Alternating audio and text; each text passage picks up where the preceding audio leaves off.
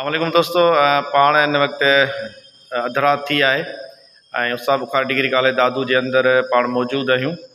ऐं जेको आहे सो मुख़्तलिफ़ वक़्तनि ते पंहिंजे हीअ जेके जानबाज़ मुंहिंजा साथी आहिनि जेके सॼी कॉलेज जी राति जो चौकीदारी कंदा आहिनि। हींअर असां वटि नओं दोस्त बि आयो आहे ऐं रिसेंटली ट्रांसफ़र थी आयो आहे।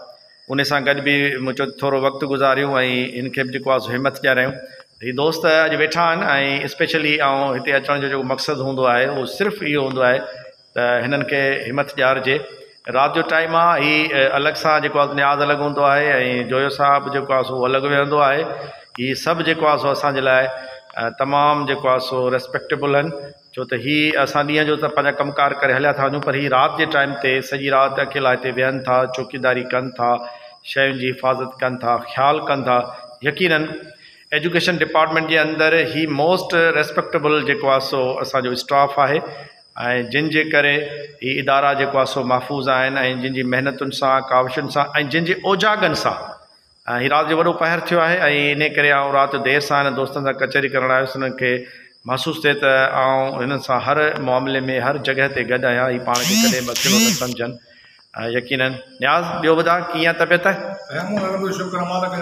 हाँ, राति जो ड्यूटी करणु सवली आहे ॾुखी आहे? सफ़ा सवली आहे। साईं जोया तव्हां ॿुधायो? साईं सुकून लॻो पियो आहे, राति जी रोटी सुकून आहे, थधी छांव में वेठा आहियूं त न घुमंदा तनाई में। हा, अमन लॻो पियो आहे, न कंहिंजी ॿुधूं न कंहिंखे ॿुधायूं। सही, ज़बरदस्त। बहरहाल तव्हांखे जस हुजे। अव्हांखे मां अधु राति जो हिते आयो आहियां ऐं तव्हां ॿई मुस्तैद जेको आहे सो मौजूदु हुयो। मूंखे टार चढ़ी जेको आहे सो मुंहिंजो भलीकार कयो। यकीनन इहो ही इदारा जेके आहिनि न, हीअ असांजी प्रॉपर्टी आहे, हीअ असांजी मिल्कियतूं आहिनि। जेकॾहिं असीं हिननि जो ख़्यालु न कंदासीं त ॿाहिरियों को बि हिननि इदारनि जो ख़्यालु न कंदो। हीअ असांजो जेको आहे सो फ़र्ज़ में शामिलु आहे।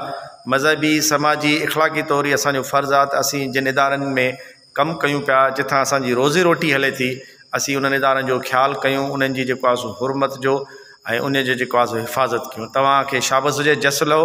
ऐं तव्हां असांजे एजुकेशन इदारे में सभिनी खां वधीक मोतबर ऐं रेस्पेक्टेबल स्टाफ आहियो, जेके ॾींहुं राति जे टाइम ते जेको आहे सो असांजी हिफ़ाज़त कयो था, असांजे सामान जी हिफ़ाज़त कयो था, असांजी शयुनि जी हिफ़ाज़त कयो था। अलाह साईं अव्हां ॿिन्ही खे ख़ुशि रखे, आबाद रखे। पाकिस्तान ज़िंदाबाद।